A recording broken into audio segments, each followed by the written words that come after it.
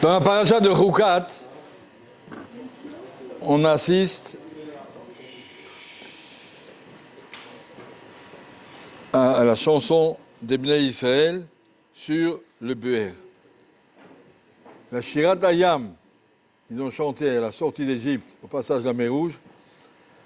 Et à la 40e année, ils ont fait une Shira sur le Be'er, le puits qui les a accompagnés pendant 40 ans. Et le Midrash dit, Agmara dit, pourquoi on n'a pas parlé du Be'er jusqu'ici? Pourquoi le nom de Moshe Rabbeinu n'est pas cité dans la chanson du Be'er? Dans Shira, c'est marqué Azia Shir Moshe, Shirat Hayam. 40 ans après, quand on est maintenant à la fin des 40 ans du désert, à la porte d'entrée en Eretz Israël, Azia Shir Israël, plus marqué Azia Shir Moshe.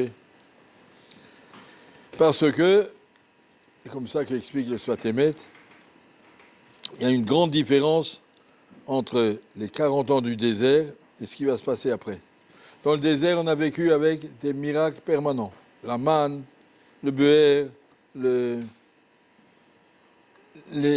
toute la protection que Dieu avait mis autour de Bnei Israël, Anané Kavod. On a vécu dans une espèce de Gan Eden pendant 40 ans autour de Moshe Rabbeinu. La Torah de Moshe Rabbeinu était Sirut Torah de Moshe Avdi, la Torah Shebirtav qui est descendue, et des tables de la loi. Et maintenant, on va passer à tout à fait nouvelle étape. Entrer en Eretz Israël, c'est avec des guerres. Et la Parnassa ne viendra pas avec la manne, mais elle viendra avec l'agriculture et le commerce. Le Am Israël va changer complètement sa Hanaga. On passe de Moshe à Yoshua. Si vous voulez, dans le Mishkan, il y a le Aaron, la table à loi qui symbolise la Torah, et la Menorah qui symbolise la Torah. Mais la Torah chez Birtav, c'est dans le Kodesh HaKodashim. La Menorah, c'est les hommes qui doivent l'allumer. Torah chez Baal Pé, comme la conquête des Eretz Israël, quelque chose que les hommes doivent faire. Ce n'est pas quelque chose qui va tomber du ciel. C'est là l'effort de l'homme. Tout à fait un nouveau système. Az et Ashir Israël, d'Ashir Azot, Be'er Chafaroua Sarim. La Torah qui est symbolisée par le Maïm, tel qu'il est expliqué dans les Mefarshim ici, ce Be'er était creusé par les grands princes,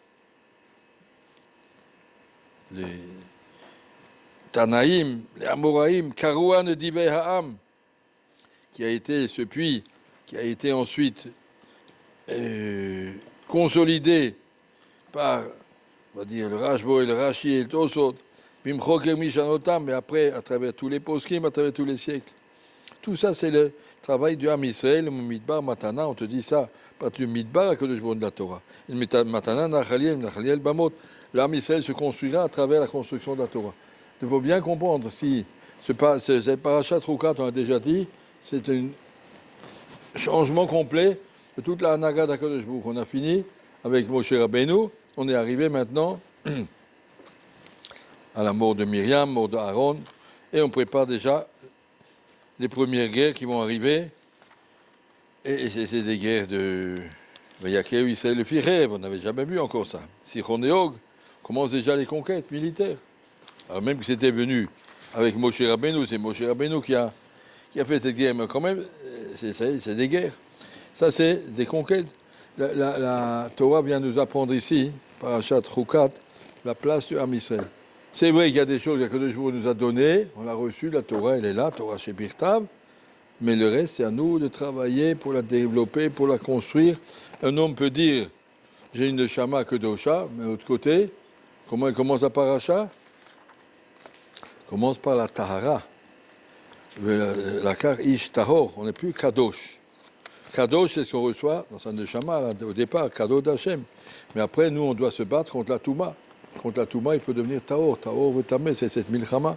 Ça, c'est notre place. D'un côté, on reçoit la kadosh baruch Hu, la Torah shebirtav, la neshama kedosha, et on reçoit tout, mais de l'autre côté, il faut que nous, on fasse le travail de le continuer, de le développer au niveau où on est. On n'est plus au niveau de la kedusha, vitem kedoshim elokechem, c'est un idéal. Nous, on doit se battre contre la touma, et c'est ça que toute cette paracha de Paradouma qui est là entre les deux, c'est pour nous apprendre que maintenant, à travers la lumière de la Paradouma, qui est un chok, la Torah, un chok, regarde la Torah, c'est un chok.